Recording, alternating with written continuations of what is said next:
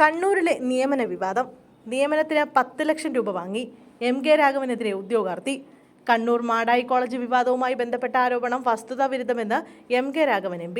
മാടായി കോളേജിൽ നിയമനത്തിനായി അഭിമുഖം നടത്തിയത് PSC മാനദണ്ഡപ്രകാരമാണെന്നും അഭിമുഖം നടത്തിയത് താനല്ല, സർക്കാർ നിയോഗിച്ച ജോയിന്റ് സെക്രട്ടറി എന്നും MK രാഘവൻ വ്യക്തമാക്കി.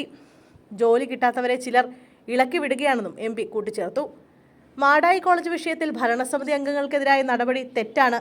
DCC പ്രസിഡന്റിനോട് കാര്യങ്ങൾ വിശദീകരിച്ചുവെന്നും പ്രസിഡന്റ് നടപടി തിരുത്തുമെന്നാണ് പ്രതീക്ഷയെന്നും അദ്ദേഹം പറഞ്ഞു.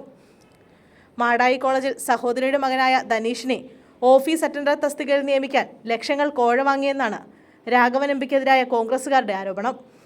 കോളേജിലെ ഇന്റർവ്യൂവിനെത്തിയ MK രാഘവനെ തടഞ്ഞ പ്രവർത്തകർക്കെതിരെ ആദ്യം ജില്ലാ നേതൃത്വം അച്ചടക്ക നടപടി സ്വീകരിച്ചിരുന്നു.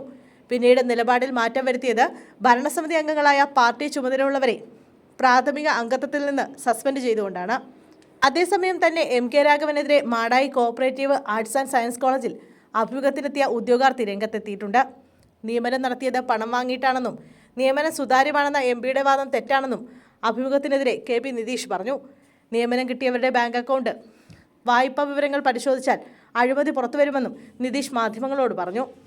MK രാഘവൻ MPയുടെ ബന്ധു ധനേഷ്, പയ്യന്നൂർ സ്വദേശി എന്നിവർക്ക് നേരത്തെ തന്നെ ജോലി വാഗ്ദാനം ചെയ്തതായും അവരോട് അതിനായി സാമ്പത്തികവും വാങ്ങിയിരുന്നുവെന്ന് നിതീഷ് പറഞ്ഞു.